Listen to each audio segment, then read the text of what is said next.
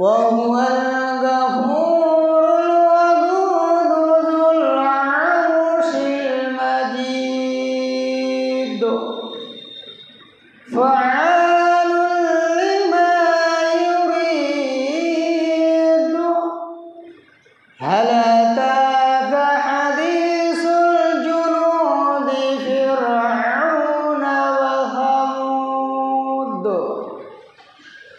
بل الذين كفروا في تكذيب والله من ورائهم محيط بل هو قرآن مجيد في لوح محفوظ। এখন আপনাদের সামনে হাবিবুল্লাহ সাহেব কোরআন এবং হাদিসের বক্তব্য রাখবেন। আপনারা মনোযোগ দিয়ে শুনবেন এবং শোনার সঙ্গে সঙ্গে আমল করার চেষ্টা করবেন ইনশাআল্লাহ। আসুন।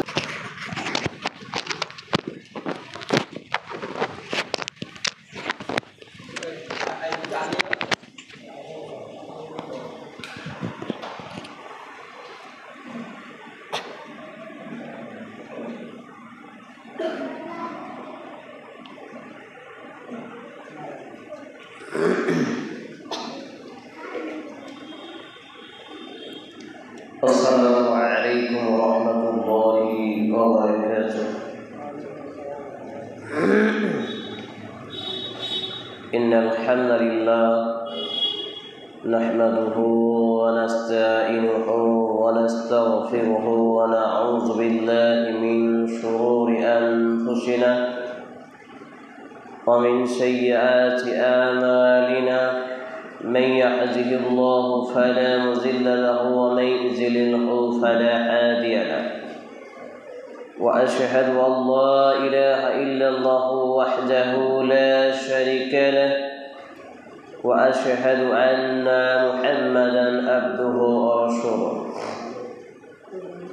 أما بعد فإن خير الحديث كتاب الله وخير الهدي هدي محمد صلى الله تعالى عليه وسلم وشر الأمور محدثاتها وكل محدثات بدعة وكل بدعة ضلالة وكل ضلالة في النار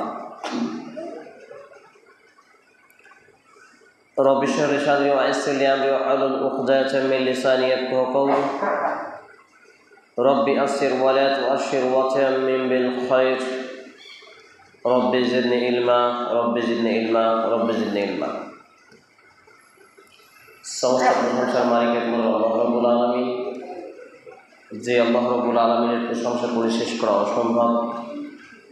সেই আল্লাহ রাব্বুল আলামিনের প্রশংসা করার জন্য আমরা আন্তরিকতার সাথে বলি আলহামদুলিল্লাহ।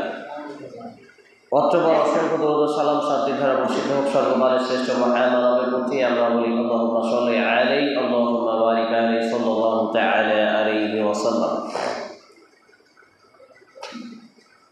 আজকের সংক্ষিপ্ত টাইমে আলোচনার বিষয় সামাজিক প্রেক্ষাপটে ব্যক্তিগত জীবনে দ্বীন ইসলামের শিক্ষা অর্জন। এ বিষয়ের উপরে সংক্ষিপ্ত টাইমে দু চারটি কথা বলে আলোচনা ইতি টানব। ওয়া তাওফীকি ইল্লা বিল্লাহ আলাইহি তাওয়াক্কালতু ওয়া ইলাইহি উনীব। সামাজিক প্রেক্ষাপটে ব্যক্তিগত জীবনে দ্বীন ইসলামের শিক্ষা। এই ছেলে,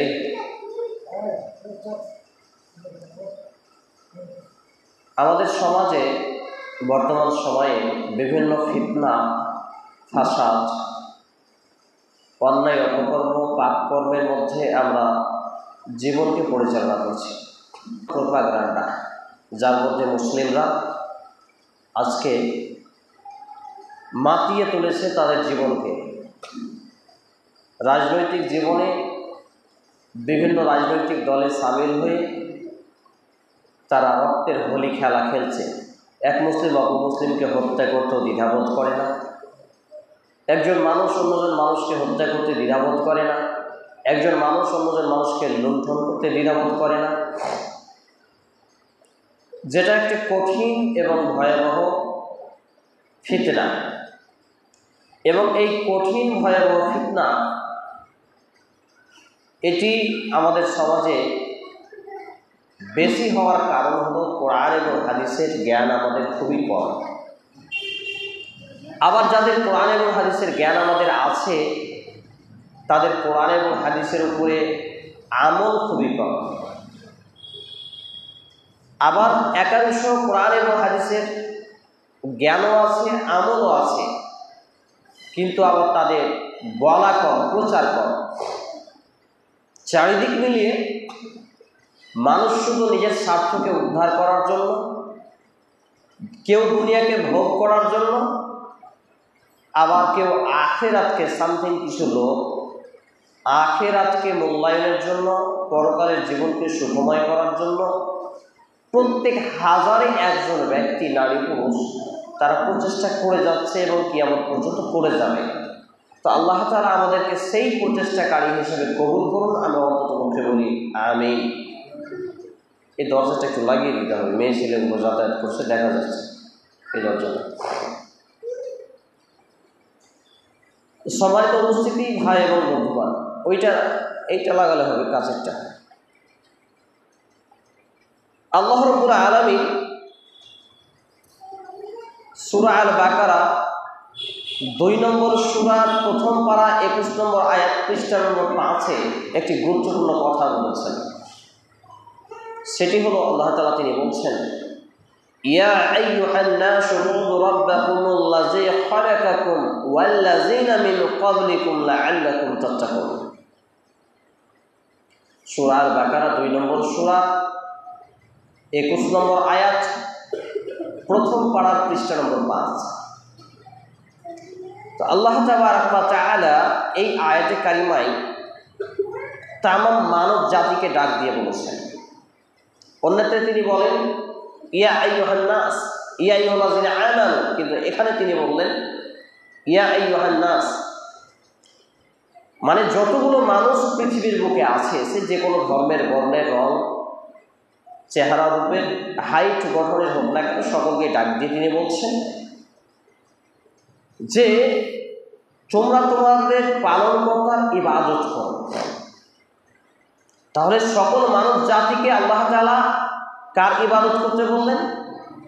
তার প্রতিপালকের। আমাদের প্রতিপালককে আল্লাহ তাআলা, তার ইবাদত করতে বললেন। এবং তিনি কি বললেন? যিনি তোমাদেরকে এবং তোমাদের পূর্ববর্তী মানুষদেরকে সৃষ্টি করেছেন। বলা যায় না সুবহানাল্লাহ? এই আয়াতের দ্বিতীয় অংশ প্রমাণ করে যে আমাদের সৃষ্টিকর্তা একমাত্র আল্লাহ তাআলা। এবং 3 নম্বরে তিনি যে বলছেন যে তাতে আশা করা যায় লাআল্লাকুম তাত্তাকুন, তোমরা পরহেজগারিতা অর্জন করবে। কত সুন্দর কথা! তাহলে যারা আল্লাহর ইবাদত করবে, যারা আল্লাহর ইবাদত করবে মানুষ হিসেবে জন্ম লাভের পরে, এবং আল্লাহর ইবাদত আমরা মানুষ হিসেবে কেন করব এটাও তিনি বলে দিয়েছেন। আমাদের সৃষ্টিকর্তা তিনি, শুধু আমাদের সৃষ্টিকর্তা নয়, আমাদের বাপদাদা 14 পুরুষ 50 পুরুষ যা চলে গেছেন পিছনে, আদম আলাইহিস সালাম থেকে শুরু করে সমস্ত নবী এবং রাসূলগণ, এবং আদম আলাইহিস সালাম থেকে শুরু করে কিয়ামত অবধারিত পর্যন্ত সমস্ত নারী, পুরুষ, যুবক, বৃদ্ধ, ছোট বড় সকলের রব, সৃষ্টিকর্তা, প্রতিপালক হলেন আল্লাহ তাআলা। তো এই আল্লাহ তাআলা তার ইবাদত করতে বললেন, এবং তার ইবাদত যারাই করতে পারবে বা করবে তারা কি হবে? পরহেজগারিতা অর্জন করতে পারবে। সুবহানাল্লাহ। তাহলে একজন মানুষকে পরহেজগার হতে হলে তাকে কি করতে হবে? তাহলে ফার্স্ট টাইম আল্লাহর ইবাদত করতে হবে। তো ফার্স্ট টাইম যদি আল্লাহর ইবাদত করতে হয় তো আমাদের 1 থেকে 7 বছর 10 বছর বয়স পর্যন্ত একটা ডিস্টেন্স থাকে প্রত্যেকটা ছোটদের।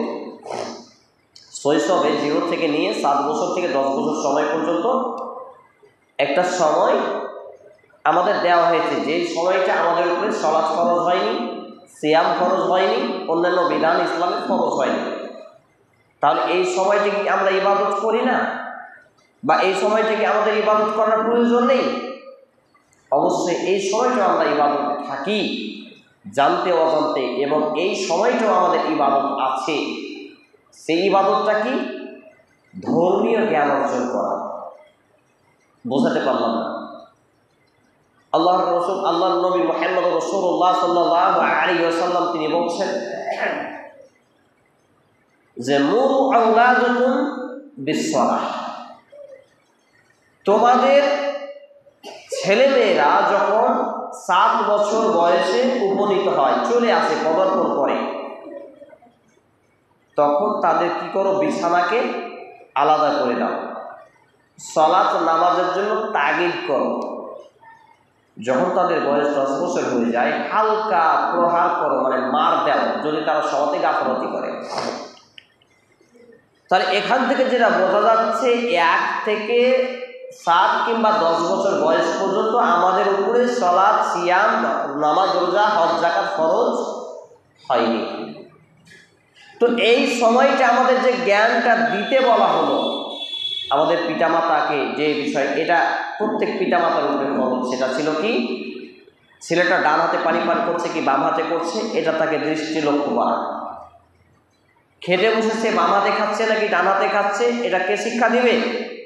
বাপ মা। এবং এটা কিন্তু ইবাদত, এটা হেলাফেলা করলে চলবে না। দুর্ভাগ্যের ব্যাপার, আমাদের অনেক মুরব্বী আছেন, নামাজি আছেন, চুলদারি পেকে গেছে, অথচ তারা যখন পানি পান করেন দেখবেন বাম হাতে পান করেন। এটা কেন? জানি না, শিক্ষা পায়নি।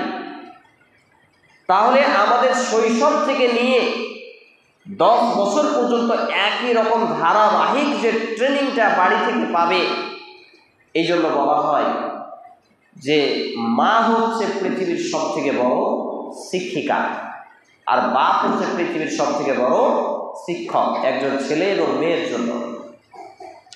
তাহলে মা এবং বাপ যদি শিক্ষিকা এবং শিক্ষক হয়, তো আমাদের বাপ মা তো বিড়ির কুলা নিয়ে আর মাঠে ঘাটে চাষবাস খাটাখাটি নিয়ে ব্যস্ত, আমাদের শিক্ষা গ্রহণ দিল। ভেবে দেখেন, মা এতটাই বেখেয়াল, ছেলে মেয়ের পেশাব পায়খানাতে গড়াগড়ি করছে, কিন্তু ওর বিড়ির কুলা 2.5 কাপের চাকরি এতটাই মজবুত রেখেছে, ও বলছে আজকে বিড়ি ছেড়ে দিতে হবে, ও মরুগা, অমুকের বেটা তমুক মরুগা। আস্তাগফিরুল্লাহ। আমার বাড়ির পাশে দেখা ঘটনা বলছে, 5টা-7টা ছেলে মেয়ে, তারও বেশি, সম্ভবত 9টা কি 11টা ছেলে মেয়ে পায়খানা করেছে, গুয়ের মধ্যে হাবুডুবু খাচ্ছে। একটা মেয়ে বলতে গেছে, তোমার ছেলেটা পায়খানা করে দিয়ে গুয়ে গুড় পিটছে। তো ওর বাপকে গালি দিচ্ছে নোংরা ভাষায়, আর বলছে ওর বাপের তো মুরদ নেই, আমাকে বিড়ি বেঁধে লোন চালাতে হয়। তো অমুকের বেটা তুমুক মরুগা, আমি আগে বিড়ি সারবো তারপর দেখব। তাহলে বলেন, এই ছেলে মেয়েগুলো কি শিক্ষা পেল? এই ছেলে মেয়েগুলো কোন ধর্মে যাবে? এই ছেলে মেয়েগুলো কোন ইবাদত করবে? কার ইবাদত করবে? আল্লাহ করবে নাকি শয়তানি করবে? শয়তানি করবে। এবং এরাই এক পর্যায়ে গিয়ে বেশিরভাগ, আল্লাহু আলাম, সামথিং কিছু পরিবর্তন হতে পারে, হেরফের হতে পারে, গোন্ডা, মাস্তান, লুচ্চা, লাফাঙ্গা, বেঈমান, রাজনৈতিক দলের নেতা এবং হত্যাকারী, খুনি, মাতাল, সব কিছু দেখবেন এই ধরনের, এই কোয়ালিটির ছেলেগুলোই হয়। মিলাবেন, মিলে যাবে ইনশাআল্লাহ। তো সর্বোপরি যে বিষয়টা বোঝাতে যাচ্ছি, সামাজিক প্রেক্ষাপট নিয়ে আমাদের ব্যক্তিগত জীবনের দিন ইসলামের শিক্ষা অর্জন। আমাকে এবং আপনাকে যেই বিষয়টা নিয়ে বেশি ভাবতে হবে, যে সব সময় প্রত্যেক 1000-এ 1জন হতে হবে। আমাকে একটা টেন্ডেন্সি চিন্তাধারা মাথায় সেট করে নিতে হবে যে প্রত্যেক 1000-এ একজন আমি তৈরি হব। এটা কেন? আল্লাহ নবী মুহাম্মদ রাসূলুল্লাহ সাল্লাল্লাহু আলাইহি ওয়াসাল্লাম তিনি বলছেন যে আমার উম্মতের মধ্যে প্রত্যেক 1000-এ একজন ব্যক্তি যাবে জান্নাতে এবং 999 জন নারী পুরুষই যাবে জাহান্নামে। বলি নাউযু বিল্লাহি মিন যালিক। আস্তাগফিরুল্লাহ আস্তাগফিরুল্লাহ ওয়া আতুবু ইলাইহি আস্তাগফিরুল্লাহ আল্লাযী লা ইলাহা ইল্লা হুয়াল হাইয়ুল কাইয়্যুম ওয়া আতুবু ইলাইহি। চিন্তা করেন, এইগুলো বিষয় শুনে অন্তরটা গলে যাওয়ার কথা, লবণে পানি পড়ার মতো, কিন্তু আমাদের অন্তর তো শক্ত হয়ে গেছে, ইট পাথরের মতো। 1000-এ একটা লোক জান্নাতে যাবে, 999টাই জাহান্নামে যাবে। কত ভয়ঙ্কর কথা! আমি আপনি 1000-এ একজন হতে পেরেছি। সামাজিক লোক নামাজ পড়ে না, আমি আপনি 5 ওয়াক্ত নামাজ পড়ি, এতেই আমাদের অহংকার থামে না। আরে গ্রামের লোক সব তো বেকার, আমি তো নামাজি, আমার থেকে ভালো কি আছে? এই অহংকার যদি ঢুকে যায়, জান্নাতে যাওয়া যাবে না। আমি দাড়ি টুপিওয়ালা, গ্রামের বেশিরভাগ লোক ভুল পথে চলে, আমি সঠিক পথে চলি। অহংকার যদি ঢুকে যায়, অহংকারই আমাকে আপনাকে জাহান্নামে নিক্ষেপ করবে। এখানে এই জন্য সব থেকে যে বেশি প্রাধান্য যোগ্যতা বিষয় আছে সেটা হচ্ছে ইন্নামাল আমালু বিন্নিয়াত, অন্তরের বিশ্বাস, অন্তরের ইখলাস, অন্তরের দৃঢ়তা, অন্তরের আমল। এই অন্তরের আমল আবার কত ভয়ঙ্কর দেখেন। আল্লাহ নবী মুহাম্মদ রাসূলুল্লাহ সাল্লাল্লাহু আলাইহি ওয়াসাল্লামের বিশ্ববিখ্যাত সাহাবীগণ মসজিদে নববীতে আলোচনা করছেন পরস্পরে। কি বিষয় নিয়ে আলোচনা করছেন? দাজ্জালের ফিতনা নিয়ে। দাজ্জালের ফিতনা তো ভয়ঙ্কর, আমরা জানি, কিছু না কিছু শুনেছি। দাজ্জালের ফিতনা নিয়ে আলোচনা করতে করতে নবী মুহাম্মদ রাসূলুল্লাহ সাল্লাল্লাহু আলাইহি ওয়াসাল্লাম চিন্তা করলেন যে আমার সাহাবীরা এই বিষয়ে আলোচনা করছে, তিনি একটা মেসেজ দিলেন, হে সঙ্গী সাথী, আমি কি তোমাদেরকে এমন একটা মেসেজ দেব যেই মেসেজটা দাজ্জালের ফিতনার থেকে ভয়ঙ্কর? খুব মনোযোগ দেন। দাজ্জালের ফিতনা কত ভয়ঙ্কর জানেন? সামথিং একটু বলি। দাজ্জাল যেদিন পৃথিবীতে আগমন করবে, তার কপালে লেখা থাকবে বড় কাফ, কাফের, এবং সে হবে একটা চোখ বিশিষ্ট। এই ব্যক্তি আসবে, আসার পরে এক হাতে জান্নাত এক হাতে জাহান্নাম নিয়ে আসবে। তাকে আল্লাহ তাআলা এমন একটা পাওয়ার দিয়ে রাখবেন, সে বলবে এই সবুজ শাক সবজি নদী নালা যা আছে সব শুকিয়ে যাবে। চিন্তা করেন, একটা মৃত লোককে বলবে তুই জীবিত হ, জীবিত হয়ে যাবে। একটা জীবিত লোককে বলবে তুই মরে যাবে। কত ভয়ঙ্কর ফিতনা উপলব্ধি করেন। তার আগে আছে ইয়াজুজ মাজুজ, যাদের বর্ণনা নবী মুহাম্মদ রাসূলুল্লাহ সাল্লাল্লাহু আলাইহি ওয়াসাল্লাম এভাবে দিয়েছেন। মনে করেন আটলান্টিক মহাসাগরের পাশ দিয়ে তারা যাবে, সকালবেলায় যাবে, তাদের সংখ্যা এত বেশি হবে এবং এত ভয়ঙ্কর হবে, তারা না হবে মানুষ আর না হবে জন্তু জানোয়ার। যদিও এই বিষয়ে ওলামাদের মতপার্থক্য রয়েছে। পঙ্গপাল তো আমরা দেখি, সব ফসল খেয়ে নষ্ট করে দেয়, এর থেকে ভয়ঙ্কর। শেষ পর্যায়ে গিয়ে পুরো আটলান্টিক মহাসাগরের পানিকে খেয়ে ফেলবে তারা। আল্লাহু আকবার, এত সংখ্যা বেশি হবে তারা। শেষ পজিশনে আবার যখন তারা বৈকালবেলা রিটার্ন যাবে উপর দিয়ে, বলবে আমরা এই গ্রামে আসিনি, এখানে তো কোনো নদী নালাই ছিল না, খাল বিল পানি ছিল না, শুকনো বালি ধুলা উঠবে, মরুভূমিতে পরিণত হবে। আল্লাহু আকবার, কত ভয়ঙ্কর পরিস্থিতি, বুঝতে পারছেন? সেই সময় কিন্তু সন্নিকটে যা দুনিয়ার পাপ, যা কর্ম, এই দাজ্জালের ফিতনার থেকেও ভয়ঙ্কর ফিতনা হলো সেই ফিতনা নবী মুহাম্মদ রাসূলুল্লাহ সাল্লাল্লাহু আলাইহি ওয়াসাল্লাম বলছেন, ঘুমিয়ে যে তুমি সালাত আদায় করছো, সালাতের মধ্যে আছো, কোন একজন যোগ্য ব্যক্তি ঢুকলো মসজিদে, এরকম তুমি বুঝতে পারলে, বা তোমার দিকে কেউ তাকিয়ে আছে এটা তুমি উপলব্ধি করছো, তখন তুমি সালাতকে দীর্ঘায়িত করছো, সুন্দর করছো। এটা হলো শিরকে খাফি, লুকায়িত শিরক, এবং এটা হচ্ছে দাজ্জালের ফিতনার থেকে ভয়ঙ্কর বলি নাউযুবিল্লাহি মিন যালিক। আমাদের এটা হয় না? যখন দেখি একজন বড় আলেম আছে, সুন্দর করে একটু যাতে টেढ़া বেচা না হয়, সুন্দর করে নামাজ পড়ি, এর কারণ কি জানেন? শয়তান আমাদের রগে রগে শিরায় শিরায় চলে, চাই যে 1000 একজন তোকে হতে দেব না।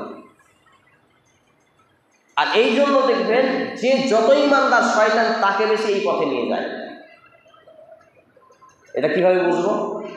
এই যে বিভিন্ন রাজনৈতিক দলের নেতাদের দেখেন না, যখন দেখছে এই পরিবারটা আমার দলের নয়, তখন ওই পরিবারটাকে কি দেয়? ফ্যাসিলিটি দেয় না, কারণ তার দলে টানার জন্য। তো শয়তান বিভিন্ন সাপ দেয়। রাস্তা দিয়ে একটা বেটি ছেলে যাচ্ছে, তখন ওই বেটি ছেলেটা দেখতে সুন্দর না হলেও আপনার সামনে বেটি ছেলেটাকে সুন্দর করে তুলে ধরে। আস্তাগফিরুল্লাহ, এটা হচ্ছে শয়তানের কাজ। এইভাবেই শয়তান সার্বক্ষণিকভাবে এবং সার্বজনীনভাবে আমাদের রগে শিরায় উপশিরায় চলে। তাই দেখবেন একজন নারী যখন দুলাভাই বাড়িতে আসে খুশি হয়, স্বামী যখন বাড়িতে যায় কষ্ট পায়।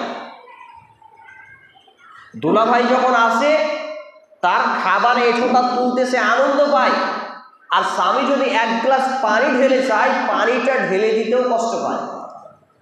শয়তানের চক্রান্তে পড়েছে। এই জন্য দেখবেন একজন পুরুষ নিজের স্ত্রীকে অত আর ভালো লাগে না, কিন্তু তার শালীকে, খালাতো বোন, মামাতো বোন, ফুফাতো বোন, বান্ধবী, গার্লফ্রেন্ড এদেরকে দেখলে খুব তৃপ্তি পায়। কিন্তু স্ত্রীকে মেজাজ ছাড়া কথাই নেই, ভালো আচরণই নেই, যেটাই বাস্তব। আবার অবিবাহিত যুবকদের দেখেন, পরের বেটি, চাচার বেটিকে এত ভালোভাবে কথা বলে, মনে হচ্ছে কি আর বলবো, আস্তাগফিরুল্লাহ, তার বিয়ে করা বউ তার থেকেও বেশি। তার মা যখন বলে বেটা এই কাজটা করো, দেখ তোর খেয়ে দে কাজ নেই, শুধু আমাকেই বলিস, তোর বেটা নেই আর। শয়তানের চক্রান্তে পড়েছে। তো এইভাবে ছলে বলে কৌশলে আমাকে আপনাকে সর্বদাই শয়তান চাই আল্লাহর ইবাদত থেকে বিমুখ করতে, প্রত্যেক হাজারে একজন না বানাতে, না হতে দিতে এবং জাহান্নামে নিয়ে যেতে। এটা সে আল্লাহর সাথে চুক্তিবদ্ধ করেছিল। কখন? যখন আল্লাহ রাব্বুল আলামিন আদম আলাইহিস সালামকে আদেশ করলেন যে তুমি জান্নাতে থাকো, বসবাস করো, সঙ্গে তার জীবনসঙ্গিনী মা হাওয়া আলাইহিস সালামকে, কিন্তু ওই গাছের নিকটে যাবা না এবং গাছের ফলও খাবা না। কিন্তু আদম আলাইহিস সালাম শয়তানের প্ররোচনায় পড়ে এবং তার স্ত্রীর পরামর্শে সেই ভুল কাজ করে ফেলেন। তারপরে তিনি অনুতপ্ত হন। কি বলেছিলেন? রব্বানা যালামনা আনফুসানা ওয়া ইন লাম তাগফির লানা ওয়া তারহামনা লানাকুনান্না মিনাল খাসিরিন। হে আমাদের রব প্রতিপালক, আমরা আমাদের প্রতি নিজেদের প্রতি জুলুম করে ফেলেছি। হে আল্লাহ, আপনি যদি আমাদেরকে ক্ষমা না করেন, আমরা যে জালিমদের কাতারে শামিল হয়ে যাব, জালিম পথভ্রষ্ট অত্যাচারী জাহান্নামীদের কাতারে শামিল হয়ে যাব। আল্লাহ রাব্বুল আলামিন নিজেই এই ভাষা শিখিয়ে দিয়েছিলেন। কিন্তু যখন আদম আলাইহিস সালামকে সৃষ্টি করার পরে সমস্ত ফেরেশতাদেরকে বললেন সাজদা করো, সকলেই সাজদা করল, কিন্তু ইবলিস ছাড়া। ইবলিস অহংকার করল। অহংকারটা কি? আমি আগুনের তৈরি উপর দিকে উঠবো, আদম মাটির তৈরি নিচের দিকে যাবে, তার উচিত আমাকে সাজদা করা, আমি কেন তাকে সাজদা করবো? নাউযুবিল্লাহি মিন যালিক। এটা হলো বেশি বুজুর্গি। কিছু মৌলবীকে দেখেন না, বেশি জ্ঞান হলে বুজুর্গি দেখায়। আমাদের এলাকায় কিছু মৌলবী আছে দেখবেন, এশারের জামাতে পড়ে আল্লাহ রসুল জেগে থাকতে ঘৃণা করেছেন, এশারের নামাজের পরে জেগে থাকাকে ঘৃণা করেছেন। এশারের সালাত আর জামাতে আদায় করবে না, আগে গল্প গুজব করে নেবে, দিয়ে বলছে আমি রাত্রি 10টার পরে নামাজ পড়ে ঘুমিয়ে যাব। নামাজ পড়ে কি পড়ে না আদায় হবে, যুক্তিবাদী। শয়তানের কাজ হচ্ছে যুক্তি দেওয়া, যুক্তিবাদী হচ্ছে শয়তান। আর অহংকারী, এগুলো শয়তানের গুণ। আর সত্যকে প্রত্যাখ্যান করা, এগুলো অহংকারের সামিল।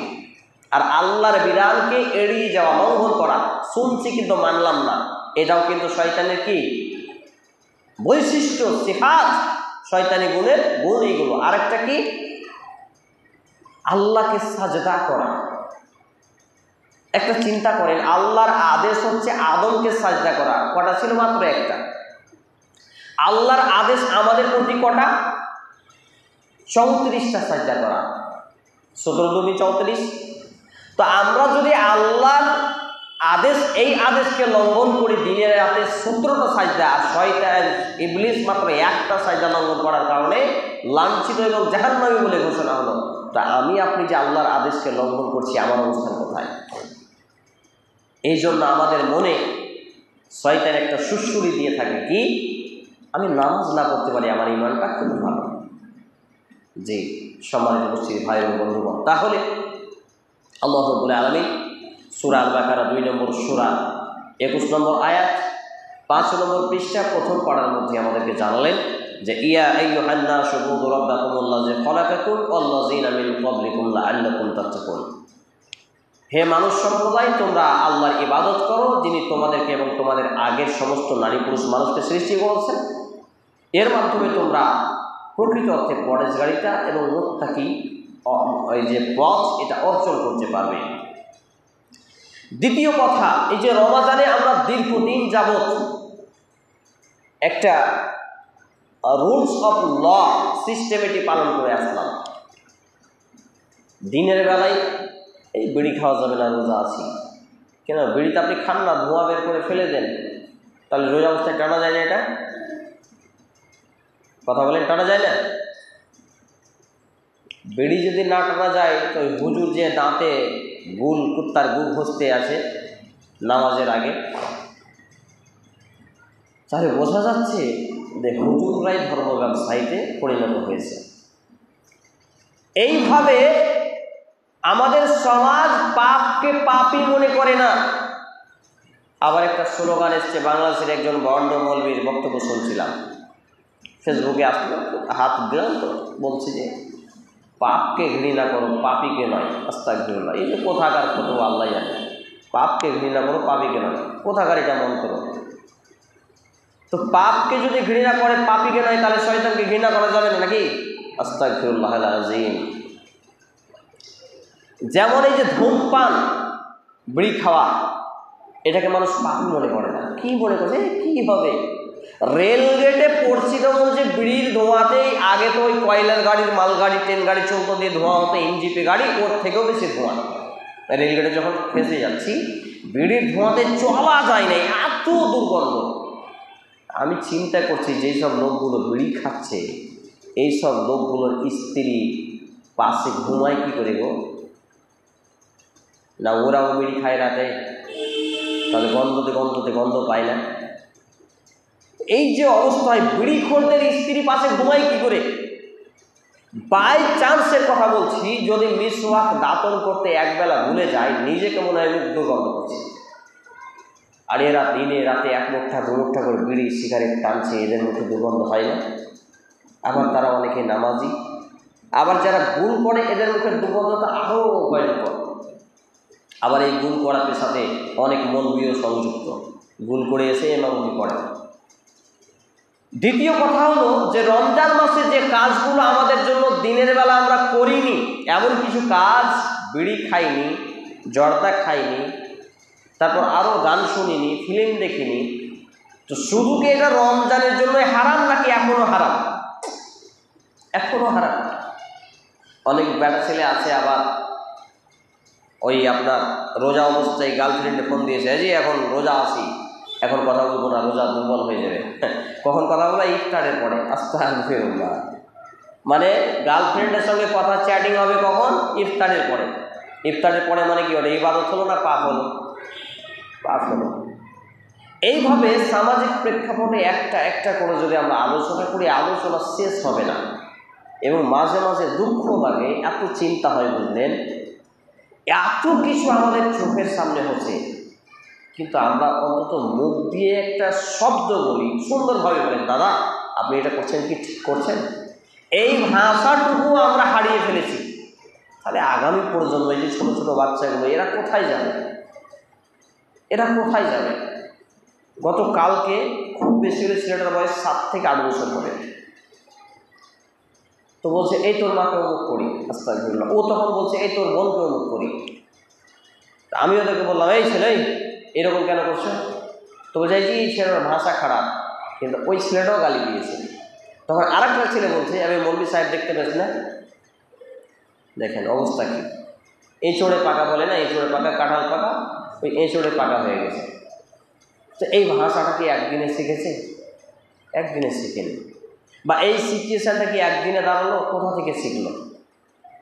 যে ছোট্ট ছোট্ট ছেলে মেয়েদের বাপ মায়ের উচিত ছিল তাদেরকে আল্লাহমুখী করা, বাপ মাই আল্লাহকে চিনে না, ইসলাম কি বুঝে না, মসজিদের খাম্বাও চিনে না, তাহলে সেই ছেলে মেয়েগুলো কীভাবে হবে, কীভাবে প্রতিপালন হবে?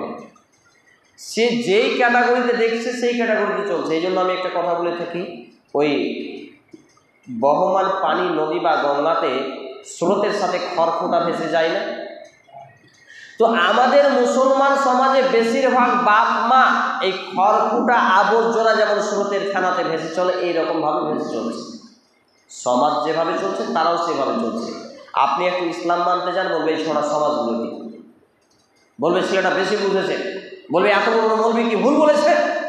লেন মজা, ও মৌলবিকে দিয়ে ইসলাম চালাবে, ইসলামকে দিয়ে মৌলবি চালাবে না। কত কঠিন হিসাব। তারপর আরো কঠিন হিসাব হলো, যদি বাড়ির পাশে একটা বেটি ছেলে চারটি করে ডান্স করে, ওখানে বুড়া ছোড়া সবাই যুক্ত হবে, কিন্তু একটা লোক যদি কোরআন হাদিসের আলোচনা করে সেখানে লোক পাবে না। প্রমাণ নেন, আপনি একটা ডিজে নিয়ে আসেন, শুধু একবার সাউন্ড দেন, একটা গান বাজান, দেখেন কতটি লোক জুটে, এবং আপনাকে ওখানে কেউ বাধাও দিবে না, আপনার ওটা নিয়ে সমালোচনা করবে না যে অমুকের বেটা এত খারাপ, এই কথাও বলবে না। কিন্তু আমার মতো হাবিবুল্লাহ যদি কোরআন হাদিসের একটা কথা বলে আর বলি যে এই সর্দার মোড়ল সাহেব, আপনি সর্দারি করেন, নামাজ পড়েন না, এই মসজিদ কমিটি আপনি নামাজ পড়েন না, অথচ মসজিদ কমিটি, এই ক্যাশিয়ার মসজিদের আপনি নামাজ পড়েন না, মসজিদের ক্যাশিয়ার কেন? যদি বলি আপনি মসজিদ কমিটির সমাজে সর্দার মোড়ল, গ্রাম্য মাতাব্বর, বিচারক, আপনার বেটা লুচ্চা, বেনামাজি, লাফাঙ্গা, মাতাল, চোর, ছাচ্চর, বাটপার, তখন আপনার চুলকানি শুরু, চায়ের দোকানে দোকানে বেরিয়ে এই উমুকের বেটা খুব বেশি বুঝেছে, এই ওসমান মৌলবীর বেটা খুব বড় মৌলবী হয়ে গেছে, এই এত কিছু বুঝিয়ে দিয়েছে। এই থিওরি কেন আসলো? এই চিন্তাধারা কেমন আসলো? পার্স নেই যে এখানে গোবর যে ঢুকে আছে, গোবর নেই এখানে, মস্তিষ্ক ঘিলু নেই, গোবর আছে, এই জন্য ভালো মন্দ বিচার করতে পারে না। সাধারণ জ্ঞানে একটা ছোট্ট ছেলেকে জিজ্ঞেস করেন, একটা ছোট্ট ছেলেকে, যে তোমার বাপ মদ খেয়ে এসে রোজই তোমার মাকে মারে, আর তোমার চাচা নামাজ পড়ে এসে তোমার চাচির জন্য কিছু কিনে নিয়ে আসে, ওই ছোট্ট ছেলেটা বলবে চাচা বাবা। কিন্তু এরা কোন ছোট্ট ছেলে যে নিজের বেটা মদ খায়, নামাজ পড়ে না, লুচ্চা লাফাঙ্গা, অথচ নিজের বেটা ভালো আর অন্যের ছেলেটা কোরআন হাদিস প্রচার করে, তখন খারাপ হয়ে গেল। তাহলে চারিদিক মিলিয়ে আমাদের যে সমস্যা সেটা হচ্ছে কোরআন এবং হাদিসের জ্ঞান আমাদের না থাকা, আমরা মসজিদমুখী হতে না পারা, এবং আমরা যাদেরকে আলেম হিসেবে নির্বাচন করে রাখছি এরা উপযুক্ত আলেম না হওয়া। জি, প্রায় মসজিদে গত সপ্তাহে নিয়ে 400টা মসজিদে আলহামদুলিল্লাহ খুতবা দেওয়া কমপ্লিট হলো। অহংকার করছি না, আল্লাহর প্রশংসা যে আমার মতো অযোগ্য ব্যক্তিকে আল্লাহ তিনি কবুল করছেন। 400টা মসজিদ ঘুরে ঘুরে আমি 10টাও হাতে গোনা মৌলভী সাহেব পেলাম না যারা আল্লাহর সন্তুষ্টি অর্জনের জন্য দিনের কাজ করবে। বুঝতে পারলাম? বলেছি দাদা আসেন, আমরা দাওয়াতে ইসলামী কাজ করছি, আপনি আসেন, সময় দেন, খরচ আমরা ব্যয় করব, আপনি সময় দেন। কথা বলার সময় বলছে কিন্তু পরে উল্টে যাচ্ছে, নেই, খুঁজে পাচ্ছি না।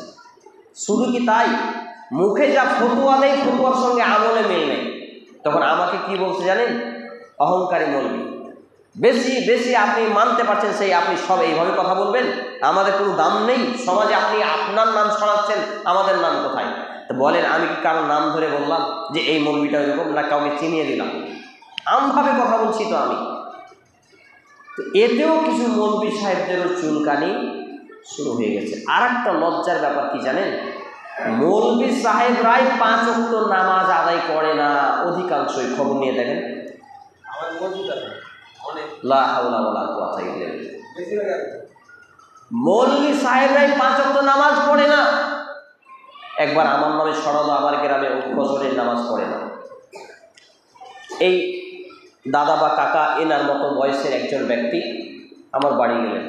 ওই ব্যক্তিটা আমার মাধ্যমেই দাঁড়িয়ে রেখেছিলেন এবং নামাজ পড়েছিলেন। ফজরের পরে চলে গেছেন, সালাম দিয়ে বলছেন যে বাইরে আসেন, কথা আছে। তাই ভাবলাম কী বলবে। বাগানে নিয়ে গিয়ে বলছেন, আপনার ব্যাপারে একটা গল্প শুনলাম চায়ের দোকানে, মানে ফজরের পরে নামাজের পরে গীবত কারখানা হচ্ছে চায়ের দোকানটা। যত রকম গীবত, আর সব সময় আমারই গীবত হয়। কেন হয় তাও জানি না। আল্লাহ সামাদ, আমার প্রতি কোনোদিন তর্ক হয়নি, ঝগড়া হয়নি, শত্রুতা নেই, বিদ্বেষ নেই, তাও আমার ব্যাপারে হয়। মানে ওই জায়গার ব্যাপারে 18-19টা ছেলে এসে এসে কমপ্লেন করছে, এখন আপনার আলোচনা হচ্ছে, এখন আপনার আলোচনা হচ্ছে, যখনই যাচ্ছে আপনারই আলোচনা হয়। তা আমি বললাম, এদের কি সংসার নেই? এরা শুধু আলোচনা করার সময় পায় কি করে এত? তো কিছু লোকের কাজই থাকে ওইটা। তো বলছে আপনি ফজরের নামাজ পড়েন না। আমি ওনাকে বললাম যে আমার বাড়ির পাশে এই মসজিদ ধরেন, তো আমি এই মসজিদ না গিয়ে এই মসজিদ গেলাম, বা কখনো এই মসজিদ গেলাম, তো আমি এখানেই যে নামাজ পড়তে হবে এটা কি বাধ্যতামূলক লিখে নিয়েছি কারো কাছে নাকি? যে মসজিদ আমার বাড়ির পাশে এই ছোড়াটা আছে, সূরা ফাতিহায় 4 জায়গাতে ভুল করে। আমি ওকে কোরআন নিয়ে 8 দিন 10 দিন দেখিয়েছি, পাশে বসিয়ে দেখেছি, হোয়াটসঅ্যাপে মেসেজ করেছি, এমনি মেসেজ করেছি, আবার ফোন করে বলেছি তুমি এটা সংশোধন করো। আগে আপনি বলতাম, ওর চরিত্রের জন্য তুমি বলছি, বয়স আমার থেকে অনেক ছোট। শেষমেশ ওকে যেভাবে পরিচালনা হতে বলে অযোগ্য মসজিদ কমিটি, সেভাবে পরিচালনা হয়। মানে আমাকে এক ঘরে আলাদা করার চেষ্টা করে। একদিন ফজরে নামাজে রুকুতে গিয়ে হাত উঠিয়ে পাছা চুলকাচ্ছে, আবার পা চুলকাচ্ছে দ্বিতীয় রাকাত। আমি ওকে বললাম নামাজ শেষে যে তুমি যে নামাজরত অবস্থায় রুকু থেকে হাত উঠিয়ে চুলকাচ্ছ, রুকু এবং সাজদায় যদি একটা অঙ্গ প্রত্যঙ্গ হটে যায় তোমার রাকাতটা তো বাতিল হয়ে যাবে। ফুলছে, খরিদ সাপের মতো ফুলছে, কিছু বলতে পারে না। অযোগ্য মসজিদ কমিটিকে বলছে আমাকে এগুলো তো পার্সোনাল বলতে পারো, সামনে বলার কি আছে? আমি তোমাদের যোগ্যতা থাকলে তোমরা যে বলতে। আর ওই এত বড় ভুল করছে, ওকে পার্সোনাল কতবার বলা হয়েছে জিজ্ঞেস করো। তখন এই লোকগুলো ছড়িয়ে বেড়েছে, ও ফজরে নামাজ পড়ে না, মানে ওইখানে নামাজ আমি ওই জন্য পড়ি না। আর যার সূরা ফাতিহাতে ভুল হয় তার পেছনে নামাজ হবে না। চিন্তা করেন। আবার রটালো ও জোহরের নামাজ পড়েন। আবার একটা লোক বলছে জোহরের নামাজ পড়েন না। আবার একটা লোক ফলো করেছে আমাকে, ওদের মসজিদে আমি সালাত আদায় করি, বাইরে থেকে গিয়ে জোহরের নামাজ আদায় করি, তারপর বাড়ি গিয়ে গোসল করে এলাম। তো এবারে ছড়ালো কি জোহরের নামাজ পড়ে না। ওই লোকটা বলছে আমার সঙ্গে আমি গনে গনে দেখেছি তুমি 25 দিন নামাজ পড়েছো জোহরে, অথচ তারা তোমার নামে ছড়াচ্ছে জোহরের নামাজ পড়ো না। চিন্তা করুন। এবং এর সঙ্গে জড়িত আছে একটা মৌলভী সাহেব, ওই মৌলভীটাই ছড়াচ্ছে এভাবে। আবার এইটা যখন পারল না, আমার প্রত্যেক সপ্তাহে খুতবা থাকে, অসুস্থ হলে খুবই সমস্যা হলে 1-1 হপ্তাহ বাড়িতে থাকি, বা অসুস্থ যদি উঠতে না পারি তাহলে আলাদা ব্যাপার। কিন্তু আমি আমার বাড়ির কাছে মসজিদে জমা পড়ি, বিভিন্ন জায়গায় যাই পরিবেশ উপলব্ধি করার জন্য। তো বলছে এই জুমার দিনে জুমা পড়ে না, খালি গায়ে বেরিয়ে বেড়াই। লা হাওলা ওয়ালা কুওয়াতা ইল্লা বিল্লাহ, কাকে কি বলে? খুতবার জন্য অগ্রিম বুকিং থাকি, আর আমি নাকি জুমাই পড়ি না। চিন্তা করেন। এইটার জন্য যখন বললাম যে এই ডেটের এত তারিখে খুতবা দেখেন, ডেট বাই ডেট আমার খুতবা তো রেকর্ডিং হয়, তখন বলছে সবই ষড়যন্ত্র আপনার বিরুদ্ধে। কেন? এইখানে হলো একটা ব্যারাম। আমি বলছি না আমি ইমানদার, আমি বলছি না যে আমি একাই সৎ, আমার ভুল নেই, আমি মানুষ, আমার ভুল থাকতে পারে। তবে যারা সমালোচনা করছে দেখবেন এদের চারিত্রিক এবং এদের স্ট্যাটাসগুলো আপনি সামনে পেছনে দেখেন, তাদের ছেলে মেয়ে স্ত্রী পরিবার সহ সব দিক দিয়েই হালাল হারাম জায়েজ না জায়েজ বৈধ অবৈধ শরীয়তের জ্ঞান থেকে শুরু করে টোটালটাই জীবন। কিন্তু কেন এগুলো করে বেড়াচ্ছে? তাদের যে স্বার্থ ধর্ম ব্যবসায়ীতে আঘাত আনছে। গ্রাম্য সর্দার মরণ লুটে খেতে পাবে না। আমার এলাকায় এক ব্যক্তি, আমার সঙ্গে যে ছেলেটা থাকে, ওই ছেলেটা একটা মসজিদে বলল আমাদের গ্রামের সর্দার মরণ চেঞ্জ করতে হবে। বলছে বম মেরে দেবো, সরাসরি বলছে বম মেরে দেবো। কালকেও বললো আমাকে ঘটনা, আর একবার বলেছে তো বলছে ভোট করতে হবে, ভোটে যে জিতবে সে সরদার মহল হবে। আস্তাগফিরুল্লাহ আল-আযীম। চিন্তা করে কোথায় গেছে। মসজিদের কমিটি হওয়ার জন্য বলছে, মসজিদের কমিটি জ্ঞানী হলে তো কি ওকে বাদ দিয়ে রাখ। সুদখোর, ঘুষখোর, বেঈমান, দাড়ি চাচ্চা, হারামখোর এবং ওই কি আপনার বিভিন্ন ডিপার্টমেন্টে মানি মার্কেটিংয়ে যুক্ত থাকা থেকে শুরু করে তারপর ওই RCM না কি এরকম খাদ্য টাদ্য বিতরণ কি একটা ব্যাপার নেই, চেন সিস্টেমের ব্যবসা, এইগুলোতে যুক্ত থাকা ব্যক্তিরা হালাল হারাম বুঝেই না, মসজিদের ক্যাশিয়ারি হয়েছে, হিসাব দিতে পারেনি, এইসব ব্যক্তিগুলো দায়িত্বশীল। তো চারিদিক মিলিয়ে ফিতনা, ফাসাদ ফাসাদ ফাসাদ। এই জন্য ইমাম ইবনুল কাইয়্যিম রাহিমাহুল্লাহ তার উক্তি আছে এবং আরও অন্যান্য সালাফদের উক্তি আছে যে এমন একটা সময় পৃথিবী ধ্বংসের পূর্ব মুহূর্তে আসবে, বৃষ্টি যেমন বর্ষণ হয় এইরকমভাবে ফিতনা আসবে। কোনটা বলবো আর কোনটা ছাড়বো খুঁজে পাওয়া যাবে না, এখন সেই সময়টা প্রায়।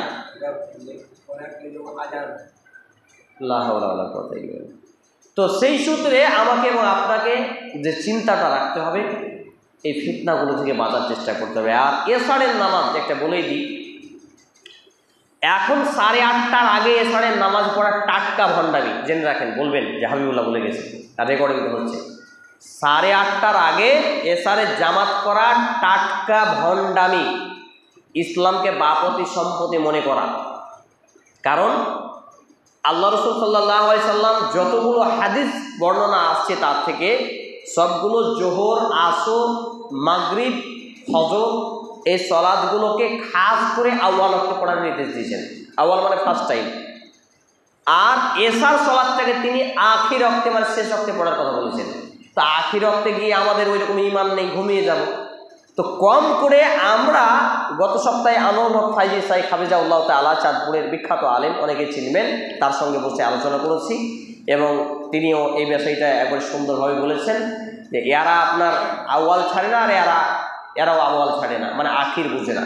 তো এশার সালাতটাকে 8:30টার আগে, আমি আমার ক্ষুদ্র গবেষণায় দেখছি, ফতুয়া নয়, 8:30টার আগে পড়া বর্তমান সময়, এখন রানিং সময়, আজকে আপনার তারিখ হলো 23শে এপ্রিল, টাটকা ভণ্ডামি। অতএব এই এশার সালাত, এটা চালু আছে না বন্ধ হয়েছে, এশার সালাতটা 8:30টার আগে জামাত করতে দিবেন না। বলেন আলোচনায় বসেন, আলোচনায় বসতে রাজি আছি, যখন বসবেন। তাহলে চারিদিক মিলিয়ে শুধু ফিতনা, ফাসাদ আর ফাসাদ, সব দিক দিয়ে ধর্মীয় জ্ঞানহীন। মসজিদের ইমামই বুঝে না ধর্ম, মুসল্লি তো আরও জানে না, না জানে, সব কিছু মিলিয়ে আমরা আল্লাহর ইবাদত বুঝতে পারলাম না। আর শিক্ষা অর্জন করা কিন্তু আল্লাহর ইবাদত। যে যুবক ভাইরা এখানে উপস্থিত হয়েছেন তাদেরকে অনুরোধ করব যে বিভিন্ন ভাষায় কোরআন এবং হাদিস আজকে অনুবাদ হয়েছে, আপনার সহজ ভাষায় আপনি পড়াশোনা করেন। বক্তব্য শুনে তেমন লাভ হবে না, শুনে সামথিং আপনি দিশা পাবেন, কিন্তু আমল করার জন্য উপযুক্ত হলো পড়া। কারণ আজকে আমার বক্তব্য ভালো লাগবে, কালকে আমাকে ঘৃণা হবে, এটা স্বাভাবিক, এটা মানুষের থিওরি, বৈশিষ্ট্য। অতএব আজকে থেকে আপনি পড়া শুরু করেন, আপনি সত্য মিথ্যা যাচাই করবেন, মরার আগে পর্যন্ত হককে হক, ভালোকে ভালো, খারাপকে খারাপ বিচার করতে পারবেন। নইলে বক্তব্য শুনে শুনে লাভ হবে না। অতএব আসুন আমরা পবিত্র কোরআন এবং সেই সুন্নাহর আলোকে আমাদের জীবনকে গঠন করি। আল্লাহ রাব্বুল আলামিন সেই পথে চলার তৌফিক দান করুন। আমরা আল্লাহুম্মা আমিন। হে আল্লাহ তাআলা, আমরা যারা অসুস্থ আমাদেরকে পূর্ণাঙ্গ সেবায় কামিল আজিলা দান করুন। আমরা আল্লাহুম্মা আমিন। হে আল্লাহ তাআলা, আমরা যারা অসুস্থ, অভাবী, আমাদের অভাবমুক্ত জীবন দান করুন। আমরা আল্লাহুম্মা আমিন। হে আল্লাহ তাআলা, আমাদের যারা মুসলমান হয়ে মৃত্যুবরণ করছে, বিশেষ করে আমার মা, নানানি সহ উপস্থিত ভাই এবং বন্ধুগণদের আত্মীয় স্বজন কেউ বা কেউ, আল্লাহ তাআলা যে বা যারা এই মুসলমান হয়ে মৃত্যুবরণ করছে তাদের জীবনের ভুল ত্রুটি ক্ষমা করুন, তাদের কবরের শান্তির বিছানা বিছিয়ে দিন, তাদেরকে জান্নাতুল ফেরদাউস নসিব করুন। আমরা আল্লাহুম্মা আমিন। এ দাবি, এ দোয়া, এ দরখাস্ত মহান আল্লাহ সুবহানাহু ওয়া তাআলার সামনে রেখে আমরা আমাদের আলোচনা এখানেই জানছি। সুবহানা রাব্বিকা রাব্বিল ইজ্জাতি আম্মা ইয়াসিফুন ওয়া সালামুন আলাল মুরসালিন ওয়া আখিরু দাওয়ানা আলহামদুলিল্লাহি রাব্বিল আলামিন। সবার শেষে দোয়া করব, সুবহানাকা আল্লাহুম্মা ওয়া বিহামদিক আশহাদু আল্লা ইলাহা ইল্লা আনতা আস্তাগফিরুকা ওয়া আতুবু ইলাইক। আসসালামু আলাইকুম ওয়া রাহমাতুল্লাহি ওয়া বারাকাতুহু।